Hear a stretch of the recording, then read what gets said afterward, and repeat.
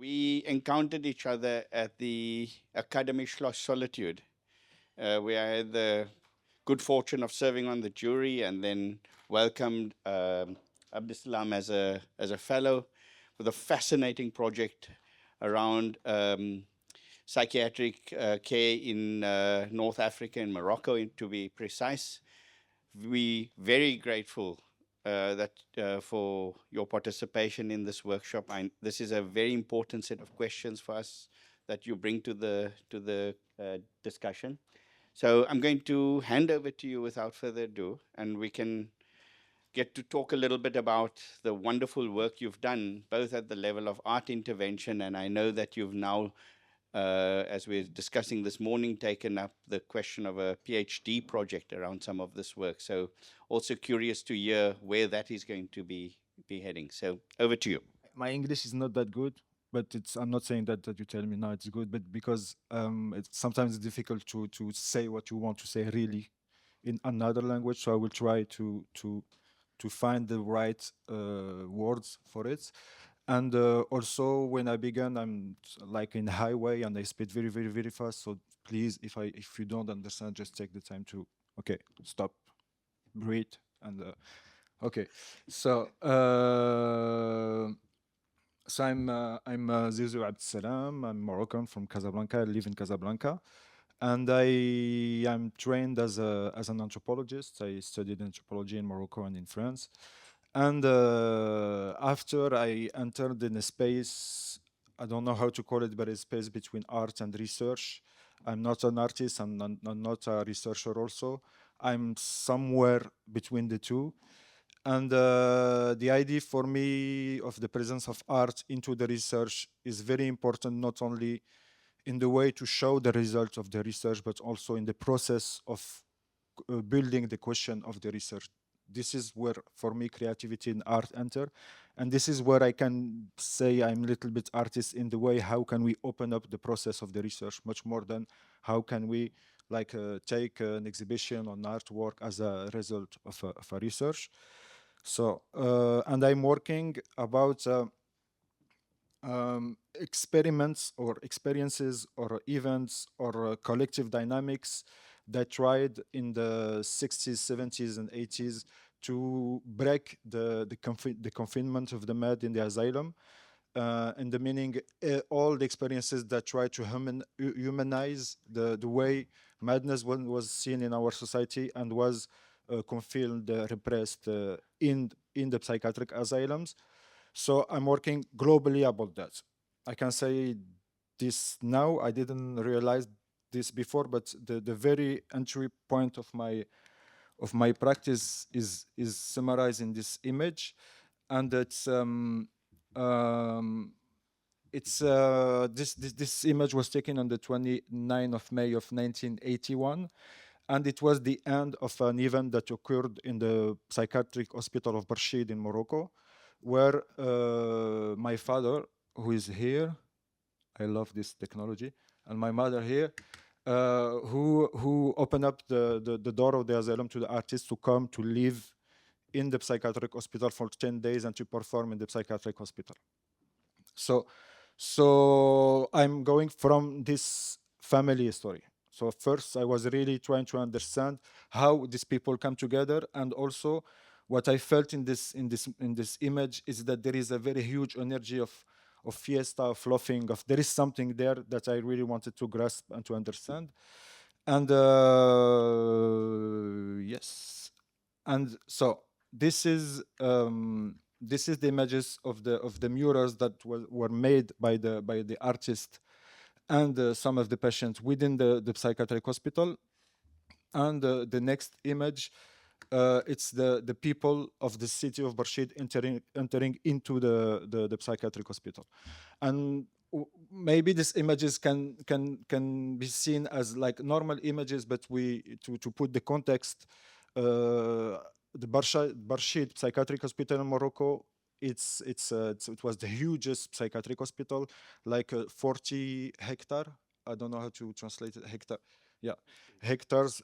2,000 people, 2,000 patients in the hospital, And in Morocco, I don't know here in Cape Town, but there is a lot of places where I went. The places of the confinement of the Mad Asylum was a metaphor of madness. For example, in Morocco, when you say "غادي نصيفطك لبرشيد," I will send you to Barshid. It's a way to tell the other that you are crazy. I don't know if in Cape Town you have such a Falkenberg. Yeah. Yeah, it's so Barshid was a very important institution in Morocco, and to open the door of the hospital and let the people come in was really something at that period that really struck me. This coupled with the idea of the 70s and the 80s for my generation, Morocco was called, we call this the years of lead, les années de plomb. It's like the year of oppression, of if you do a cultural activity, you can be jailed and disappear. It was the year of disappearance, the year of huge repression of political movements in Morocco. So for us, it was darkness. It was totally darkness. So I wanted to understand how a group of people came together and opened up the door of a psychiatric hospital that was really seen as a place where no one has to go, and how they did that at that particular moment. So this was the beginning of my of the research, and okay, and the Barshid Psychiatric Hospital. Just to go back to this, it's a colonial creation. It was created in 1928 in Morocco during the colonial period, and what is very important to see also is that the psychiatric asylum in North Africa, in Morocco, Algeria, and Tunisia, was created more or less at the same time and in the 30s, and it was like. But the temporality of colonialism was not the same. For example, in Algeria, when it was created, it was 100 years of colonization.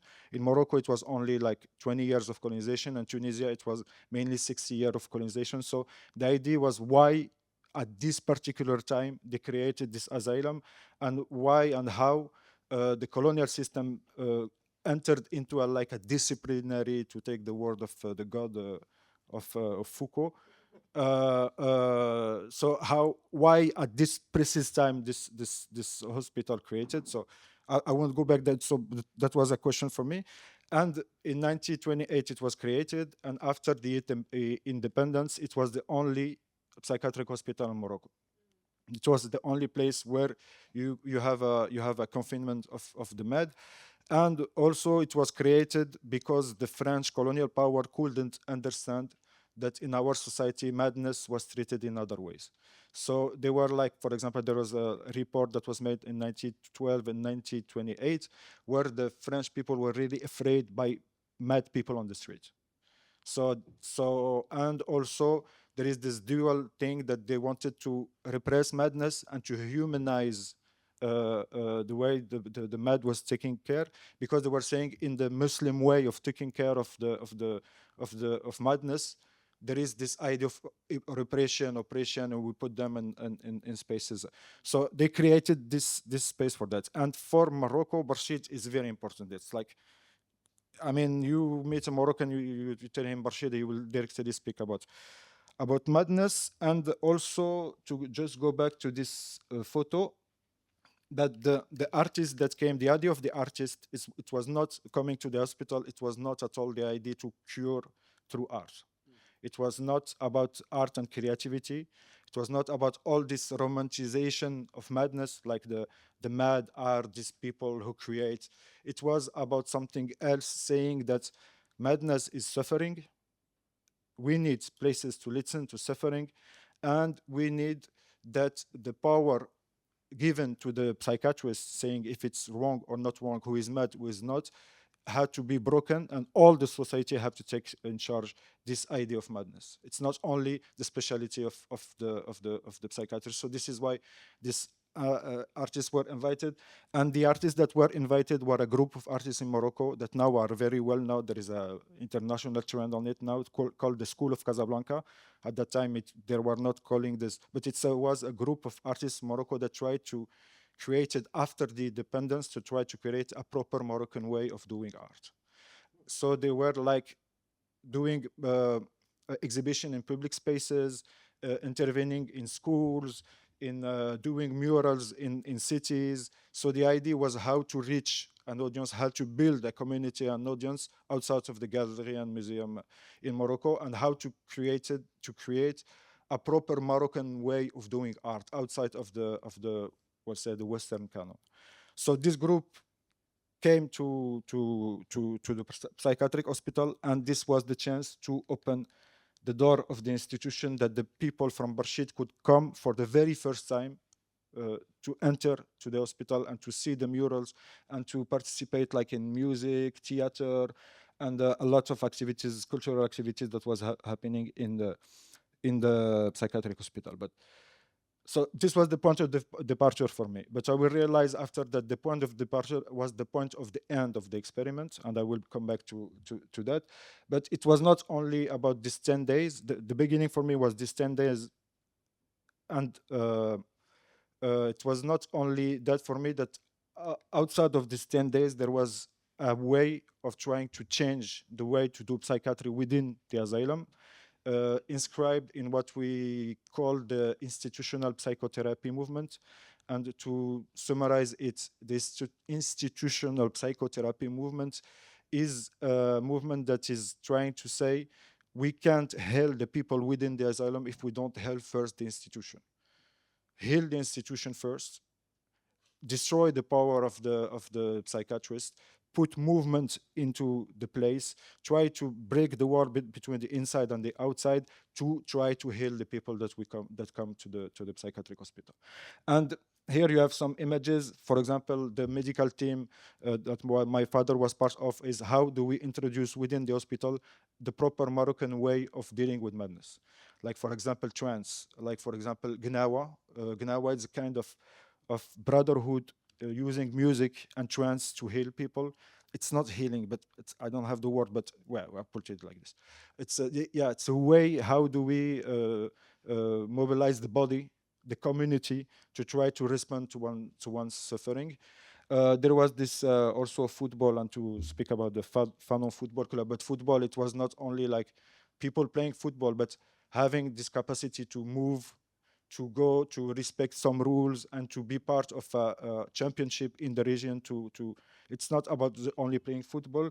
It was gardening, and also another very important thing is that in Morocco, the MAD is outside of the Ummah. The Ummah is the community of believers. So the idea was to do the popular fest, the Muslim fest within the hospital, to have this temporality with the patient, to have the like people fasting. It's not, they are not outside of the Ummah, they are part of it, but in a different way. Okay, so this is about the experiment, and after going on the research, I will realize that it was much more than a simple experience in Morocco, but that this was a part of a kind of international and global movement wanted to change the psychiatric asylum. This piece was made in an exhibition in Paris. The exhibition was called Approaching Unreason, about this alternative to psychiatry in France. They invited us, me and the friend, the artist I was working with. And when we went there, we just realized that they were speaking about Europe as the center of this way of dealing with other way of dealing with madness. And like the weekend before the opening of the exhibition, we made this map to try to périphériser, to provincialize these two experiences that has Laborde and Saint-Alban. Saint-Alban is the very center of institutional psychotherapy. This is where it was created as an idea, as a practice. And Laborde is a clinic, a psychiatric clinic, where a very well-known philosopher, Félix Guattari, that worked with Gilles Deleuze, French philosophers. And it was very important so for us, it was the idea to try to reconstruct the geographies of alternative to psychiatry. And I will take really 5 minutes to explain this card, to tell the story. Normally this piece, I do like kind of performances. I put it on the floor, and we all together, and we move along with archive everything. But I didn't bring it with me. But this piece was made. This map was made on how do you call this un drap? You know, the thing you put on the bed, a sheet of the hospital. This is a sheet of the hospital because when we were young with my sister, this is the sheet we covered with because we were living within the psychiatric hospital, and the idea for us was to retrace it in the sheet of the hospital and to put it in the exhibition in Paris. So the first movement is this one.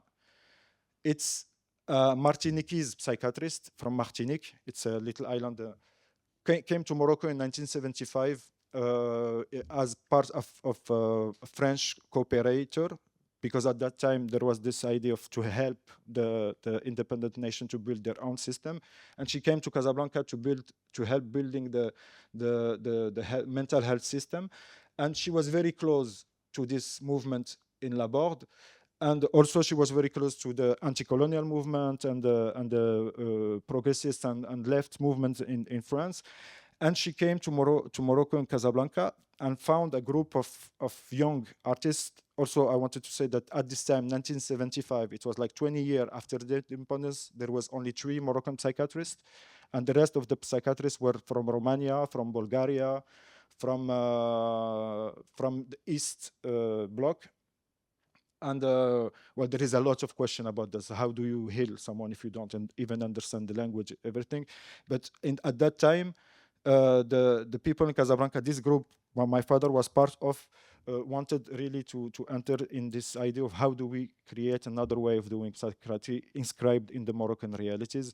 So Jean came with all this background of anti-psychiatry, institutional psychotherapy. They build a yard of psychiatry within the General Hospital of Casablanca, and also thanks to Jean, they went to Italy, to Trieste. Trieste at this time it was the capital of the anti-psychiatric movement, and also anti-psychiatric. Just 2 minutes, 30 seconds, 5 seconds. Presentation is that anti-psychiatry is not against psychiatry, but it's a way to break the power of the psychiatrist, of the doctor. So it's another way to see madness. So it's very summarizing what I'm saying. So they went to Trieste, and also they entered in something that was inspired by an experience that was happening in Dakar, in Senegal at this time. Is how to enter in dialogue with the Moroccan ways of treatment of madness. So they went in a big and a huge research in Morocco about how Moroccan dealt with madness, how they held madness, how we use, like, for example, the body, trance, the popular fest to deal with these questions, and they began a work where the masters of these brotherhoods, Gnawa, were into the asylum to work with the patient and to work in a kind of community.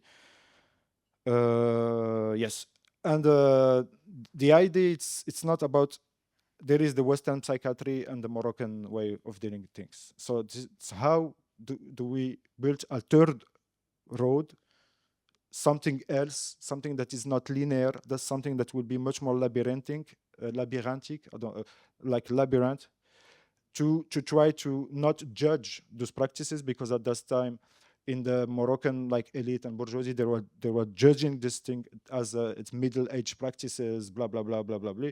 But the idea is, how do we deal with this question, not only because it's interesting, but how this way of dealing with the question help us hear better the person that is coming to us. How do we develop a politic of hearing, écoute, listening. So, sorry, of not hearing, listening. How do we develop a politic of listening that will listen to our own society? And here, there is this link with this international big figure that is Frantz Fanon. And well, Frantz Fanon, when I began working, it was like this person, someone you don't want to meet. And after you take a long road not to meet, and after you find it like in the last corner. And every time it was that. Every time Fanon was there, and it was very interesting because Fanon did exactly the same in the 50s in colonial Algeria. He went to the psychiatric hospital of Blida and tried to change it. It didn't work at all, but he entered in the research of how Algerian was seeing madness and how he can change his own practice and listen better to the people to try to deal with madness in colonial Algeria. And this is why I put like this kind of link. But my father and, for example, the medical team in Morocco, they read Fano as the political figure, but never as the psychiatrist. But I was reading Fano, and I was having the impression that my father was speaking. So the idea for me, it was why there is that. And yeah, I don't know. Yeah, yesterday when I went to the slave lodge, I mean, there was this phrase that's saying that in the basement there was the slave, and in the up in the there was the white people, but it was the lunatics. It was the mad people.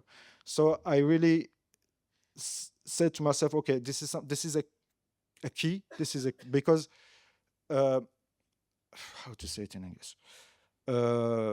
Because the idea for me is that if it's so close, even if they didn't communicate, it was because they was dealing with this situation where in Morocco, the psychiatry was a colonial psychiatry, and the rest of the psychiatry was the colonial psychiatry. So the only way to fight it was to listen and to try to open up the eyes of to open up the eyes to listening. So I'm losing myself, sorry, but I'm coming back. But maybe in the discussion we can go further on this. And after I went to Tunisia, like a lot of scholars, to search the traces of Fano. And in Tunisia, I met with a psychiatrist who was saying to me, okay, you all come to Tunis to search Fano, but we, as Tunisian, we also have our experience of anti-colonial struggle within psychiatry. And there is this experience that he developed in La Manouba Hospital in Tunis. And he was also inspired by what was happening in France, and he also had a relationship with what was happening in Senegal, in Dakar at that time. So the circle was closed for me, closed. And the idea is that after when I invited this Dr. Jiddi to come to Morocco for an event, he will meet my father, and they will realize that in 1981 they met because Dr. Jiddi made a film that he came to Morocco to present. So for me, what was at the beginning a personal history, an intimate history about my father, just deployed into something that was really extraordinary for me, just to see that there is this huge movement that was happening at that time without internet. To go back to, it's not new, like the connection we have now, it's not new, that there was this kind of connection.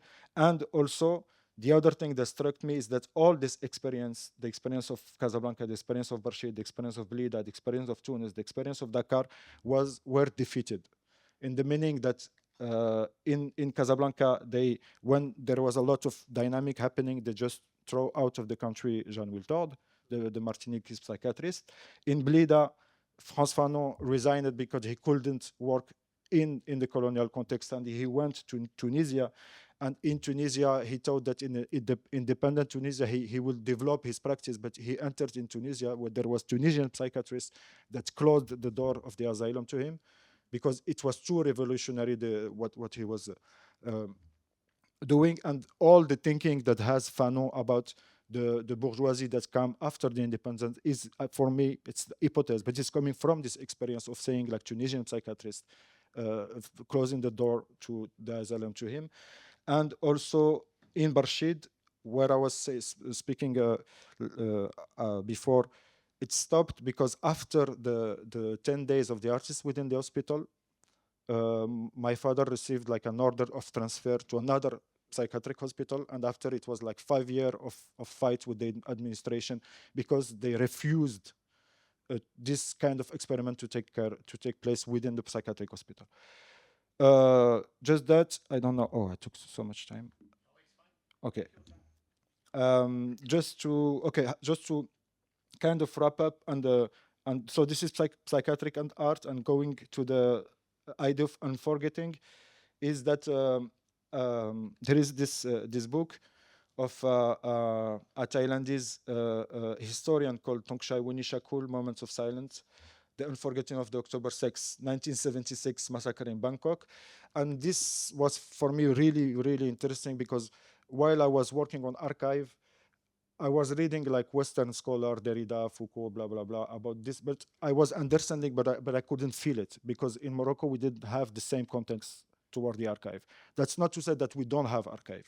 We have archive, we have oral archive, we have body archives, we have archives in music, we have archive in sayings, we have archives in writings, like writing of people, we have archive in the newspaper, we have a lot of archive, but we don't have the official structure of archive, because it's not that they don't want, it's that they don't care about archive, because in the authoritarian system, for me, archive is traces of oppression, and it's something that we don't have to so all this thing that was saying about archive, I couldn't understand it and couldn't feel it, and all this debate, memory versus history, forgetting against silence, etc., etc.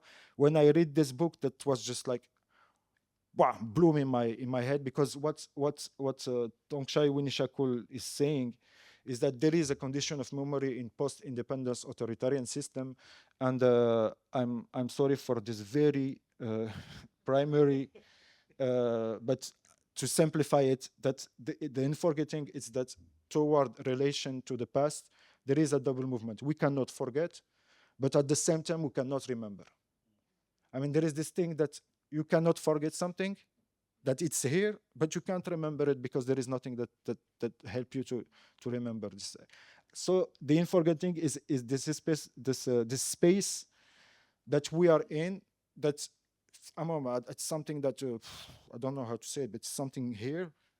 Swirling around. Yeah, swirling around, that you cannot forget, but at the same time you cannot forget. Remember, and what Tongshai Winishakul is saying, something very important, is that silence is not what is against memory. Silence is a condition of memory. In our societies, in our post-independence authoritarian societies, silence is a condition of memory. It's a form of memory, as silence is a form of music, as silence, for example, of a movie is a form of dialogue. So silence is a form, it's a condition of memory. So the most important for us is how do we train our ear and eyes to see and hear the silence. And this, yes, this historical limbo, that there is no resolution, and how how through the artistic practice I would try I would try to find a resolution is in a concept developed in South America in called Red Conceptualismo del Sur. I mean, if you are interested in archive and the way to work archive, this is very important. It's a website. It's in English and in Spanish, and it's a network of artists, researchers, archivists that try to develop a kind of theorization of the practice of archive and a practice of the practice of archive that they call socializar, socialize. It's very difficult to translate it because it's very embedded in the tradition of South America practices, but it's a way to open up the archive, not only to say that archive it's a tool for historian, but it's not only that. It's something that we can go further. So sorry, I just put the text and I will read it because it's very important for me that it's so this collective of artists, research and archivists, it's you use the term socializar to describe the act of making archives available and meaning to make knowledge known, shared and transmitted.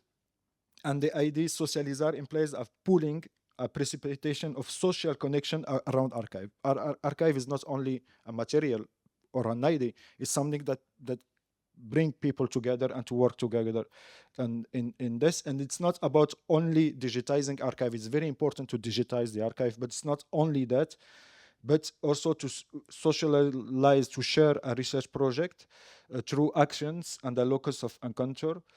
And here archive become a set of sharing, building historical and social connections and tangible socialization by creating a communal space. So this was the beginning of the answer to the unforgetting in my work. So for the Red Conceptualismo del Sur, the way it's very poetic, it's very strong. It's the meaning that for them, the archive are not only material, but they represent the resilient capacity of residual stories to survive within an accumulation of collected materials. It's not only a material, it's a residual story that has life in it. And it is surviving in the act of the collect and the transmission. And this document, image, and sound encapsulate living forces that are disposed to translating the energy of those who produced them. All of these stories are narratives in the waiting, historias a la espera. So they wait for what? They wait for a meaning to be. And this is where the artistic practice is very important, is that you take your archive and you work it and you give it a meaning to be by to inscribe it in the present. Excuse me. Okay. Archival work necessitates the capacity to weave this waiting residues into the present, taking into account all of their evocative powers, contradiction, and the potencies of their embedded energy. The ask is to allow this archive to impact the present. And for example, yesterday in the Slave Lodge, what was very important for me, it's, you know, this place when there was a huge painting and the place in front of with this wall of all the, it was, there was reading all the cartes. It was good, but it's time you have to read. But entering in this room, it struck me how important the enslavement was. Only by seeing that a whole wall was recovered of the name of the people that were enslaved, and also how it communicated with the painting, and how this work, like for me, it's a way of affecting the on. It's not only about speaking about the past. So how to do that? So there is three steps to my research, and I will really finish with that. So the first step was an installation archive in Casablanca. Madness, poetry, resistance. The idea was to take the archive I gathered in the research and to try to work with people on it, to invite to work people on it, to put it on the wall, and to try to organize and classify and digitize the archive. The second step was to invite 5 Moroccan artists to work with me during a 3-month residency at the archive, and to create something out of it, and to create an exhibition that was not thought as an exhibition as an end of the work, but for us the exhibition was an open space. For example, how the exhibition begins and how it ends, it's totally different, because we changed all the time the exhibition in their interaction with the people. And also it was a place where we collected materials, we collected oral testimonies, we collected a lot. So the exhibition on itself was a place of research, a place of socializing. And after, there was this third step, that was the exhibition in Paris and the School of Casablanca in Berlin. But this was steps, maybe I will speak about it after, but it's what international institution, and after the fourth step. So 3 strategies to socialize the archive that we read.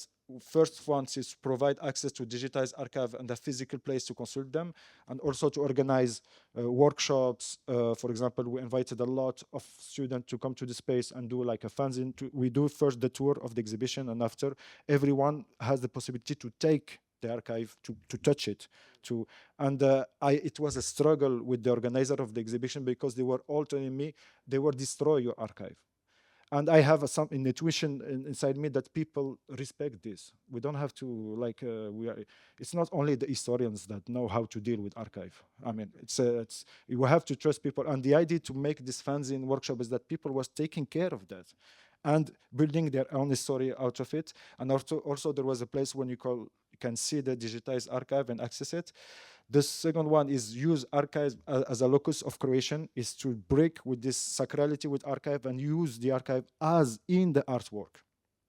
Not only, like for example, yesterday we saw that there was like archive in like this glass thing.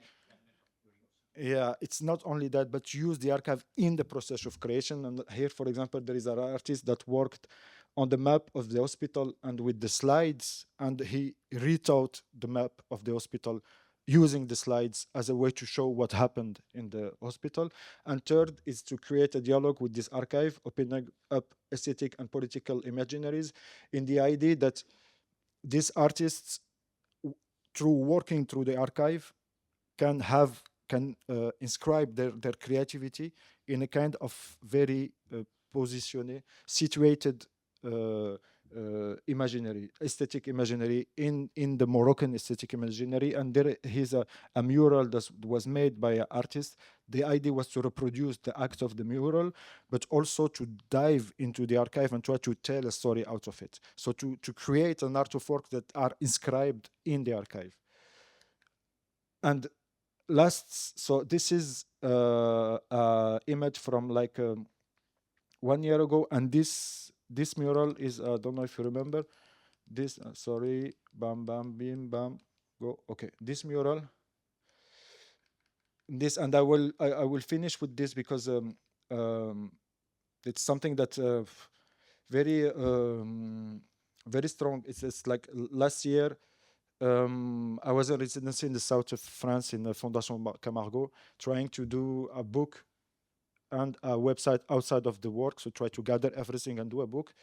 And what happened to me was something really, really strong. Is that like 2 weeks after being on the place, I get robbed. Someone entered to my place and robbed all my work, like really my computer, my hard drives, bags of archives, and I mean I kind of lost, not lost everything, but I was in the forgetting that why I wanted to fight, because nowadays I'm trying to grasp some of the archives from place to place, and but there is an exhaustion because it's 5 years of work. And when you invited me, Premesh, it's mainly 1 year that I don't speak about this project, and I'm in another project, much more academia, about the history of the psychiatric hospital in Barshid in history. And so the question that I want to open up with you, and it's what remains when the archive disappears. That's really something I really want to, because I don't have an answer for that. And what remains once everything's gone?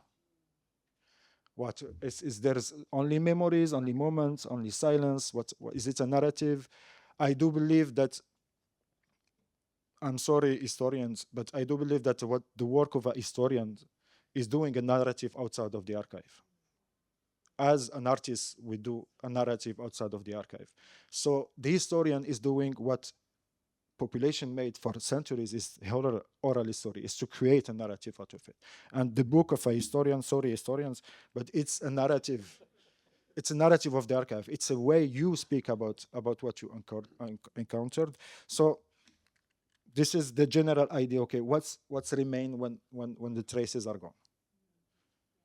And this is really a question I don't have an answer. And well, thank you.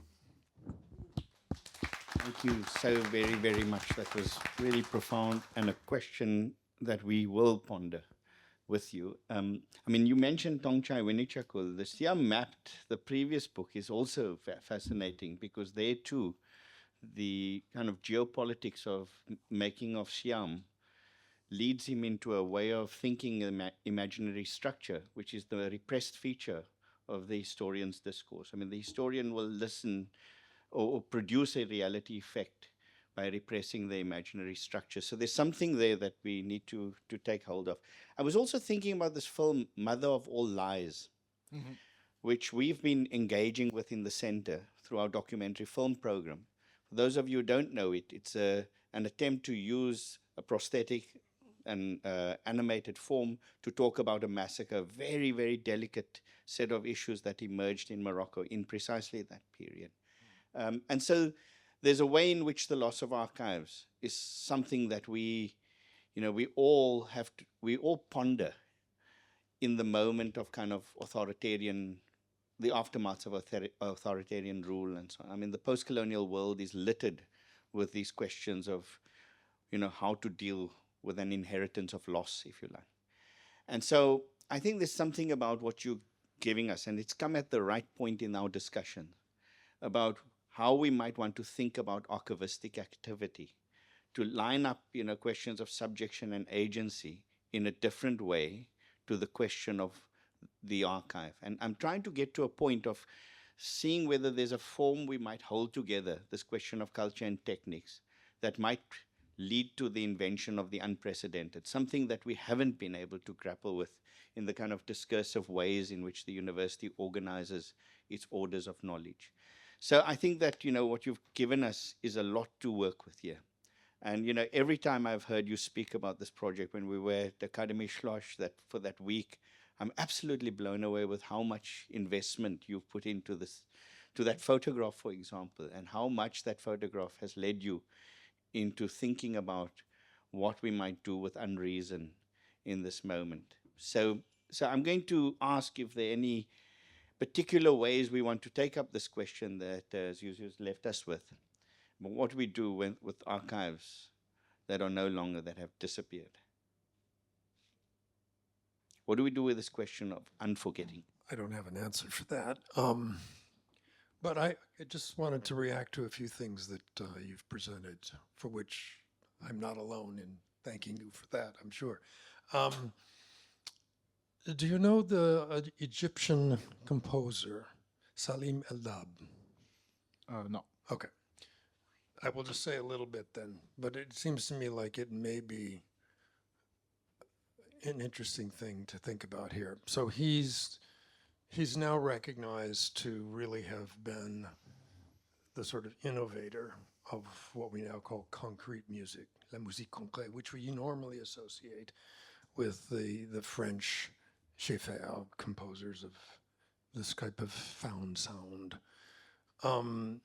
But he worked at a radio station, as chef-d'œuvre did, and he borrowed a wire tape recorder, and he took it to a ceremony of the Tsar, which is a sort of a public form of therapy, really. I mean, it's a sort of an expiation of a spirit.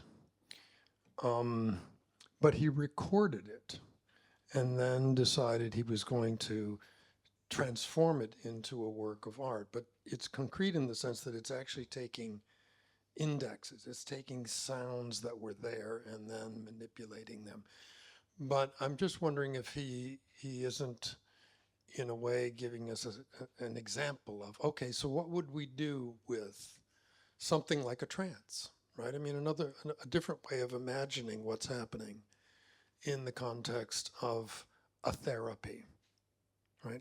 A public form of therapeutic work. Now, I also just wanted to quickly associate this with silence, because at least in the sort of Western musicological setting, one often thinks of the interventions of Cage on this topic. The most famous one being the 4 minutes and 33 seconds piece, in which the composition is nothing more than sitting at a piano, lifting, right, the lid off the keyboard, starting a stopwatch that times the piece. But it was a kind of effort to say, is silence happening here? Because I'm not playing what in a way that you're expecting me to play. I'm suggesting it repeatedly because here I am sitting at this instrument from which you're expecting things to emerge. It was done in a wooden barn in Woodstock, New York. And obviously he was trying to get you to go, well, where is the piece happening? Right? You might think this is just silent, but actually stop and train your listening ear, right? And think about, so what's taking place here? Now, actually what's going to take place is going to be totally different every time you play the piece, depending upon what happens. So it seems to be a probing of, in fact, he goes this far. So he would say to you, there is no silence. It's a matter of what you're listening for. So it's a kind of an invitation to sort of like El-Dab, go, what am I listening for? Such that I might take that trace of it and put that to work. So he feels like he's a kindred spirit to you. He's worrying about how do I make an aesthetic practice fit into this other sphere. And he's raising some of the issues about trance as an alternative form of therapy, but also exploring this problem of what do we think silence is. Where is it happening, kind of thing. I don't say that to say it's not a serious problem in terms of getting access to materials, but then what are they? Where are they? Maybe they're here closer to us than we're attending to. Here is something that I immediately thought about, uh, the operationalizing AI for precisely filling in the lost archive. So this, I don't know if, well, I'm the kind of nerd who actually follows this. So Holocaust testimony, because this is, I mean, a living archive that is dying rapidly, has been dying rapidly. So I'm forgetting the name of the project, but this has been used in a few different places in the US. The one that I'm thinking of immediately, because it's easily accessible through the internet, is at the University of Southern California, but in a lot of local museums, Holocaust testimonies are being brought up. But I mean, this is, again, it's not new. It's very much in the vein of the kind of spirit photographs that Erica was talking to us about yesterday, is how to use, the surface of the plate to capture something that is gone, right? So I wonder, there is, I mean, and it is maybe not in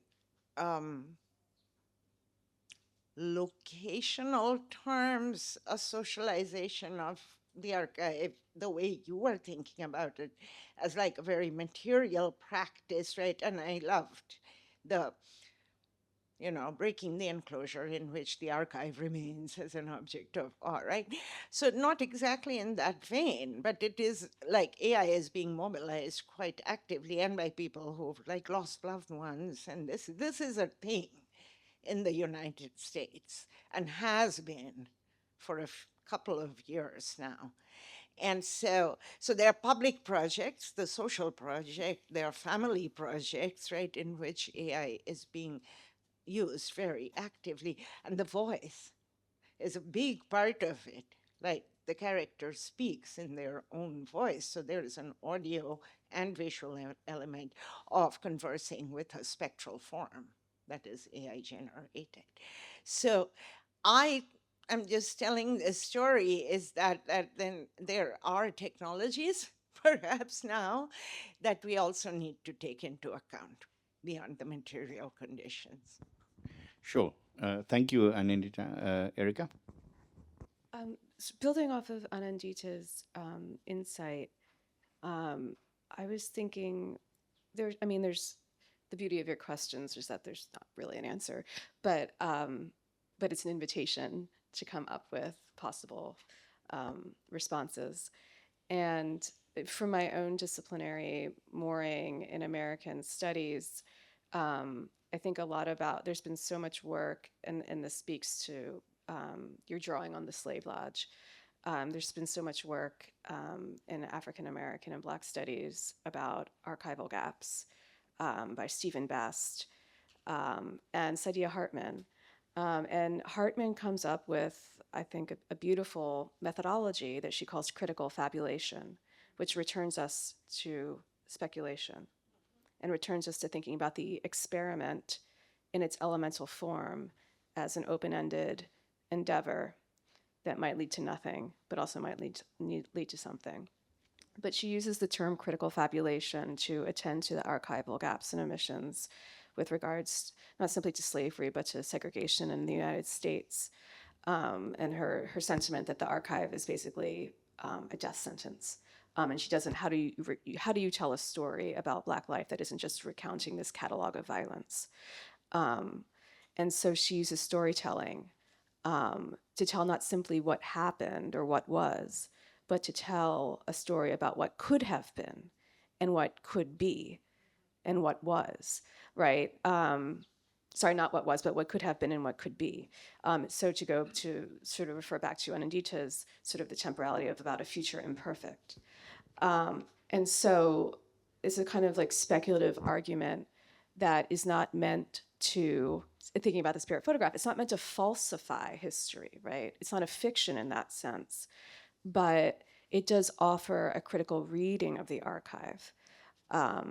And so this methodology of critical fabulation she uses is, I think, a rich invitation to sort of think about the elasticity of art, filmmaking, fiction, narrative storytelling, as a possible, not a solution, but a response, a generative response, that for keeping, for forgetting, not forgetting, the everyday and the violences of the everyday. So that's one potential avenue to explore. Is the speculative mode would be one way to think about what do we do with an archive that has disappeared. And to the point about the experiment, the title of her book is called Wayward Lives, Beautiful Experiments, right? So she's very self-consciously engaging in this kind of speculative science, right? A kind of alternative critical historiography. And then one last thing I want to add as well is the urgency of, I don't know if other people encounter this, but people are always saying like, oh, once it's digital, it's there forever. Like, especially with social media. Are you kidding me? Hell no. I mean, governments, the US government recently, I mean, this is happening all over. You can just shut down a digital archive and make it, it's been erased. You just hit delete or whatever the hell happens. And so I think that our moment now makes your question even more urgent, because there's this fantasy we have that somehow the digital is a domain of permanence, when it's perhaps even more impermanent or just as fragile and vulnerable to disappearance as the materials themselves. Thank you. If I could just add a footnote before I would be remiss not to think a little bit about a South African historian, Susie Newton King, who's our colleague, who long before Hartman wrote a piece called Hillicky Smith and the Shadow of Death. And she's a very serious reader of an archive of sodomy trials in the Cape, and points to a particular configuration of violence in the colonial event. And in that piece, Susie, who has it's published subsequently in a book that came out from the Center for Humanities Research and the History Department through a joint seminar. She produces an interlocutor in the archive, which is a very different mode of operating with what you're calling gaps. It's a different way of minding the gap, if you like. And I think that there's a way in which, when I invoke this film, Mother of All Lies, that intensity of violence does have a, I'm not into a calculus of violence, but does have a different intensity that produces a reticence, a withdrawal from speaking, which I think is entailed in this idea of unforgetting. So I've been a bit worried about, Hartman is circulated, yeah, it's like everywhere. Everyone's using it. But I do worry that perhaps there's too easy a reach into this configuration. It's seductive in all sorts of ways. But that the speculative is deeply involved also in producing a kind of violence that repeats. I think the word I'm looking for is willful forgetting. The kind of ways in which stasis is produced through a willful forgetting. And that formulation comes from Nicole Leroux's Divided City. So there's something about repetition that we got to attend to in thinking through this question. I don't think that it's simply reaching for this idea of a fabulation. So not to discard Hartman's, I'm just saying that there's a colonial precedent here that I think we got to take very seriously, particularly after what has happened now in Gaza and a few other places, Sudan. There's a different way in which violence is registering kind of forgetfulness. But I'm going to, that's a conversation. Let's pick it up, in different ways. Do you want to come in at this point? Maybe about this idea of critical fabulation and speculation and everything. There is an artist that I really like his work. It's a Lebanese artist. It's called Walid Ra'ad. I don't know if it's so incredible because he developed a project that's called the Atlas Group. That was a purely fictional research onto the archive of the civil war in Lebanon. and he had like this personage, this character called Dr.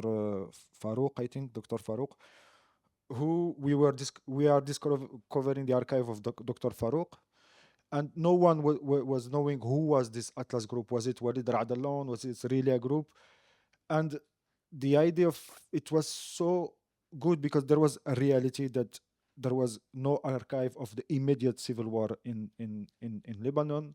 So how to use this fabulation in the term of I'm not a master of this, but Deleuze in his book about cinema, he will use this fabulation, how to create an intercessor with this past, to fabulate, not too speculative to create something, but to go and grasp this reality in another way. So if you are interested in this, the Atlas group, really, there is a website with, and well, this for me like a fabulation speculation. I don't know where to put myself because I didn't read a lot of about it, but I mean, when I presented at the end the idea of, it was not the idea of losing the archive. So the archives are not lost in the meaning that there was people that with whom I shared the things, and there was this moment we had. So it's somewhere over there. But how do you deal with this immediate thing that all what I said? For me, I had digitized the archive. I saved them. For me, I saved the archive of this experience because I memorize it, I put it in hard. So for me, yeah, and I will put it in a website and I will saved it. And when this happened, I said, so this is, like you said, sorry, I will use this term, but this is bullshit. No, it's not. It's not about only digitizing the archive, and this is where socializing is very important. It's about sharing that. It's about constructing a collective narrative. It's about something that's it's not only about having like this meaning of it. It's not just telling the story, but to open the space to like to produce a collective story, because there will be the archive in this way to produce this collective story. And this is what people made for years. I mean, before the invention of history, before the invention of writing. And there was something yesterday, I'm sorry, but I'm hectic and I'm not answering but just because I yesterday in the slave lodge, there was this cartel in the beginning of the exhibition. It was very, thank you so much because it was very inspiring for me, saying our slave history silenced. The history of slavery at the Cape was silenced for decades after emancipation and during apartheid. It was not to be found or written in school curriculums. Generation of those who descended from the enslaved and from slaveholders did not know about this story after it passed from living memory. However, it is important to note that through oral tradition, some black families descended from enslaved people have continued to pass on the historical knowledge. And I mean, when we speak about the silencing history, for who is it silencing? I mean, we lived it. I mean, for example, in the colonial, we lived we had independence. We fought for it.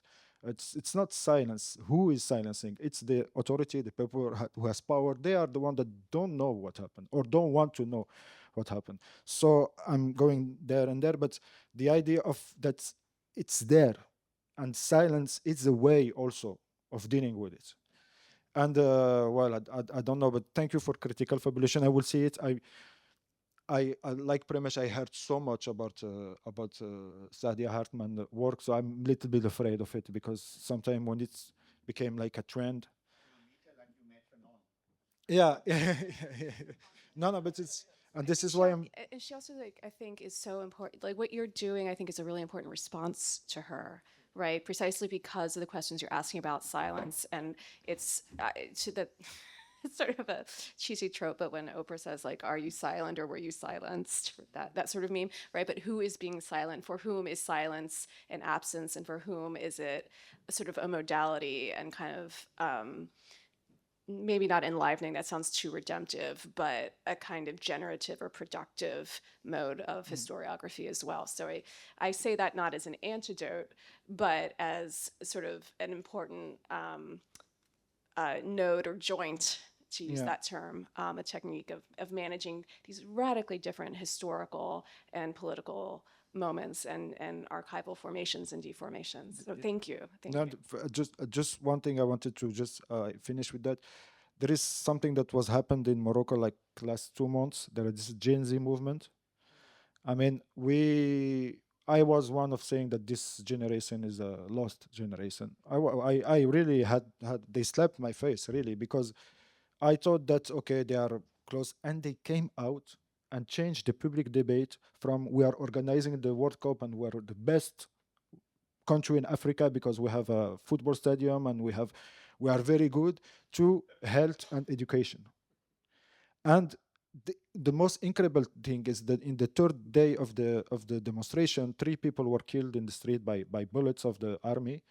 And those generations spoke about 1981 repression in Morocco. This for them what, and there is no book that spoke about it. There is the film Mother of Allah, and it was really not surprised, but I mean it's there.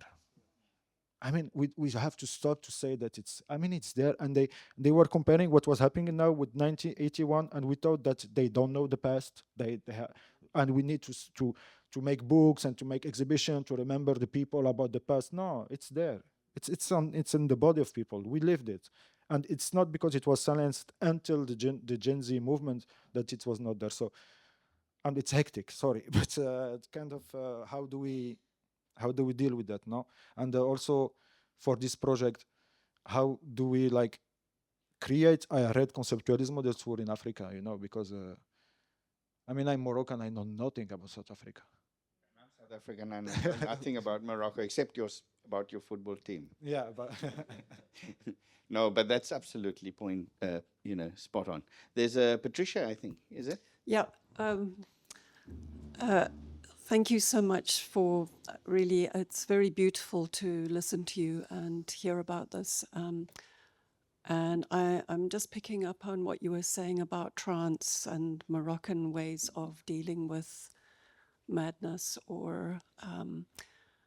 and so I want to ask you to say more to us perhaps about medium and medium, because with an archive you have techniques of inscription, and we are, hearing about that loss or not. But I'm also thinking back to Erica's presentation yesterday where she showed us the spirit photography, and Mamla's wife was a spirit medium. And so you have the human as a medium as well as technical media. And I think it connects in a really important way to what you're saying about socialization and breaking down the walls of the institution and changing the relationship between inside and outside, and getting these things to flow into communities. Precipitating is a word that's used in the that information you shared from that group in Latin America. So I just wondered, because spirit mediums in Southern and Central Africa and other parts are incredibly important in dealing with emotional and spiritual and physical lack of well-being. So just to kind of insert the human here into this. Thank you.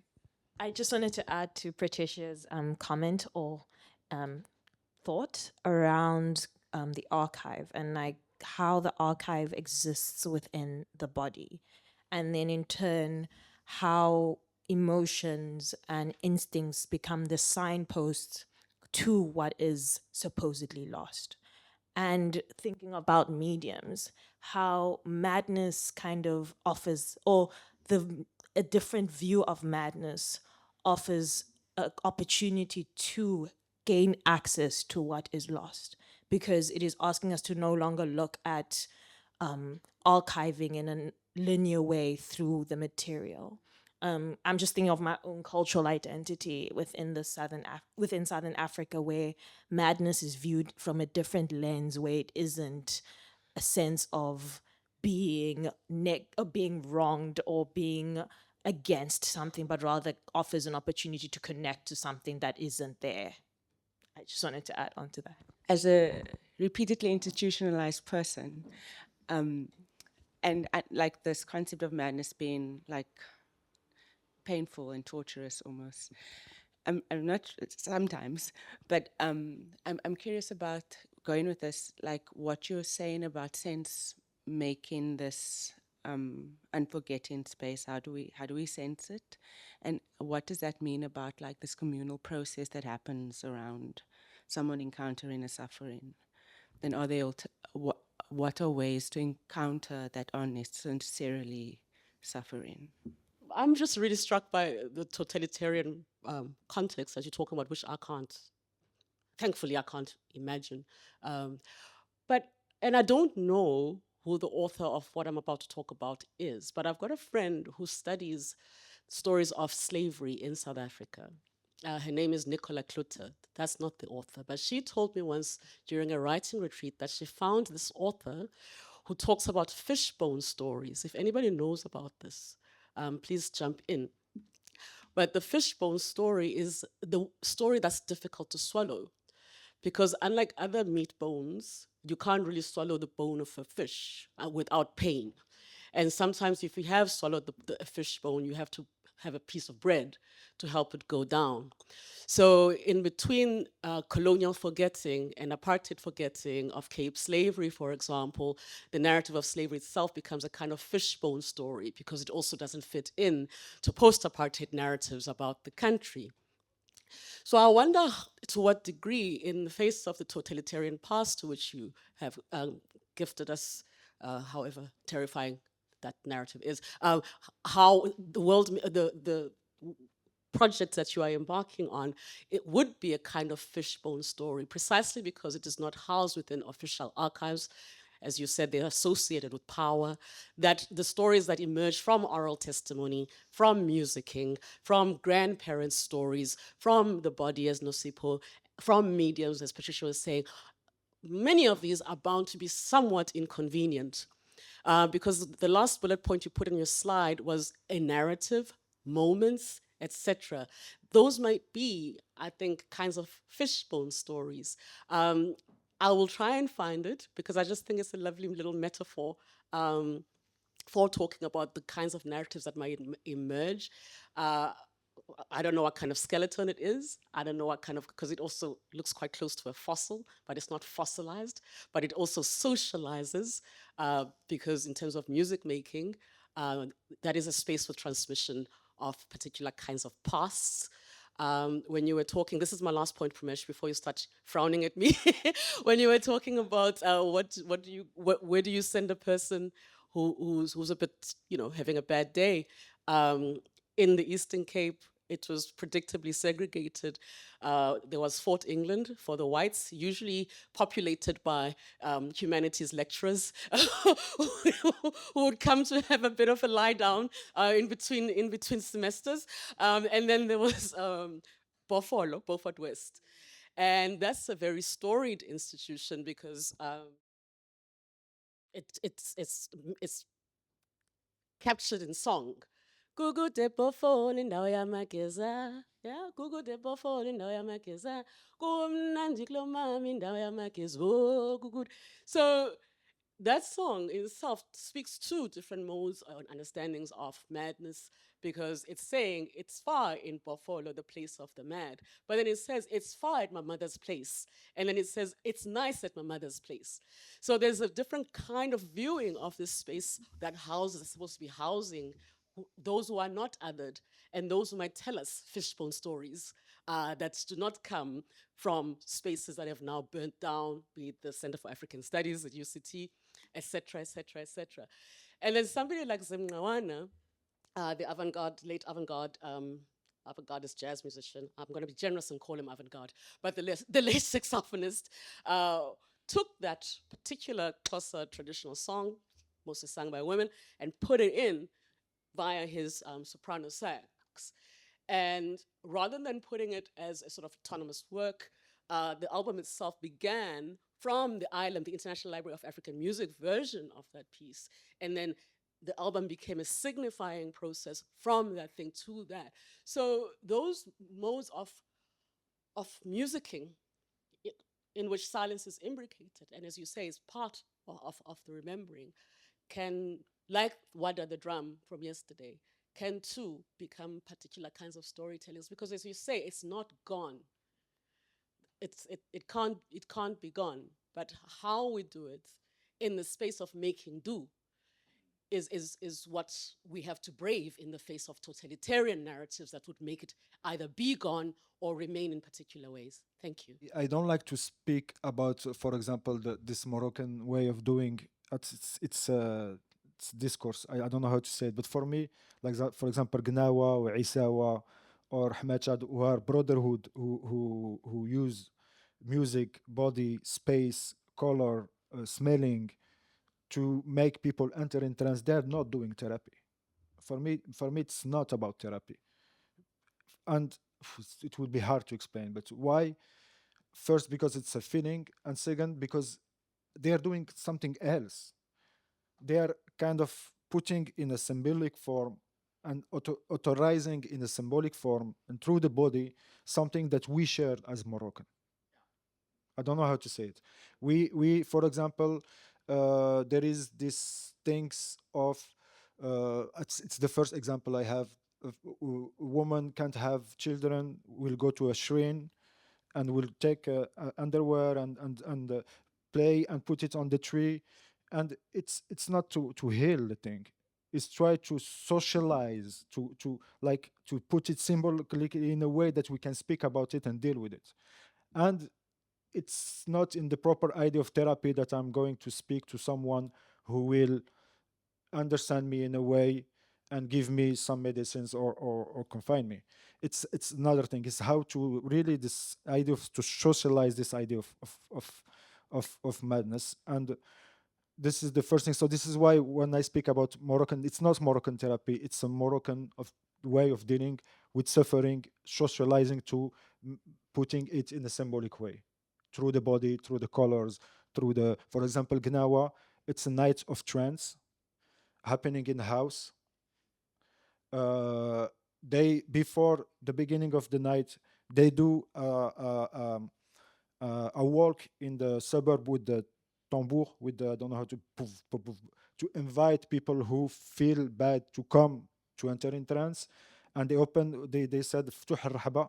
فتوح الرحبة in Moroccan is like open the place. The rahba is the place where the woman select the but it's open the space, and so people can come. And it's not only about one person that will get healed, it's about the whole community that will come and enter in trance and just feel safe, not safe, but feel relieved for a moment. And for example, there is an experiment that my father developed within the psychiatric hospital of Barshid. He worked with the Ma'allim Sam, a master of Gnawa, and they work about a woman who has catatonia. Catatonia is the ultimate form of schizophrenia. It's one of the very few psychiatric urgency where nothing is left. And where my father was trying, and this person came because the master sent it to my father, because they were working together. Sometimes my father was sending people to the master and the master was sending to, but they are still saying that they are not doing the same thing. The master said to my father, you heal people, I don't heal people. I don't have this power, only God can heal. I can't heal people, but I am an intercessor. And this is very important. So the catatonia, was what they made is that they make like this process of Gnawa during 6 days, birth and death, and this woman came out of this catatonia without going through the. But I don't also want to put this because I don't want to romanticize or to exoticize something that is, because we don't have yet the same structure, social structure, urban structure that we had in the 1950s or in the 17 or 18. Our society changed a lot. So the spaces even for doing a little of Night of Gnawa are no longer existing. People are suffering. The chain of transmission of Gnawa is more or less it's still there, but it's destroyed because of a lot of things. So I do believe that we still need like psychiatrists, and it's not Western psychiatry against popular way of reform of, because I don't know how to say it. For me, it's really this idea of how do we use all the materials we have to listen to someone who is suffering. And suffering is not in a bad way, that suffering, oh, poor, you're suffering. Suffering is a way of being. I don't know how to listen to that. And also about what you said about different view of what is law through madness of being wrong and way of being there. I mean, in Morocco also, for example, in the space, like yesterday we were working and there was like people, not with, I won't say with mental issue, but people that were outside the frame of what was normal in the street. And I said to myself, well, this is a sign maybe of there is no psychiatric places to help. And also this is a sign that these people are living there. So it's much more socialized. And for example, in Morocco, when you have someone mad in the old Medina, in the old Medina is the very popular suburb, the old suburbs of Casablanca, this person will be covered by the people. In the meaning that they will give them food, they will listen to them, they will joke with them, they will harass them. It's not only about joy and they will harass them, but there is something that is covering. He will go outside the wall of the Medina, and he will be like, for example, what we say yesterday, in the center of the city. It will immediately be taken by the police and put to the. So even the space we are in the same city, the same period, same form of madness, two form of dealing with, within the same society. I'm lost, but I'm trying to get to say, okay, it's very good that we don't exoticize ourselves, because this way of dealing with madness, it's not therapy, it's our forms of dealing with suffering, but there is also other ways of doing that, and that's very important to say that because I'm making a link, but I don't know if it will be clear. But when we made the exhibition in Paris, I didn't want it to speak about the popular way of doing Moroccan things, because I was sure that all the French people will come and tell me, "Oh, it's wonderful the way you deal with madness. Oh, it's wonderful in your society you accept madness. Look, we put them on asylums." I mean, I don't know if you get me, but it's a feeling that it's not something that is alternative to, but it's a proper form of being. And this is how this labyrinthine thinking that was developed by this group it's a proper form of being. They're not. It's not a concurrent. We are not fighting for the same passions. Not you, master. I'm psychiatrist. We're fighting. No. It's a way of doing. Psychiatry is also a way of doing that has its plus and minus. But also there is a third way where we can find something, because the most important is to listen to this person who's Hada. But thank you so much, because all your intervention is so, I don't know, so inspiring. I would love if we have time that you can give me just the references that because I'm searching for that. I'm tired of Foucault. I'm tired of that. Really, I'm tired of that. That they are like so. I mean, that's so the idea of socializing mise en forme symbolique, to put in form symbolically something that we share. It's a way to socialize something that could be deviant in what we say a normal urban Western society. And the problem is that those things are not disappearing, but smaller and smaller, because it's a financialization. Now in Morocco, we have big festivals of Gnawa.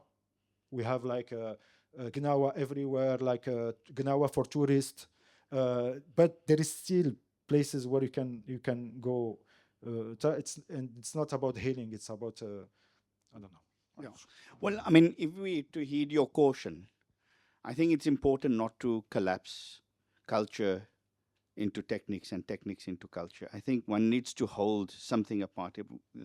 What I hear from your reading of what took place in the space of that hospital was an attempt not to conflate madness with reason. I mean, none of that is at work here. So I think there's something quite important in the kind of intervention that you offer. I do think that there's something about prosthesis, the distance created to suffering, that allows one to think about and talk about suffering differently.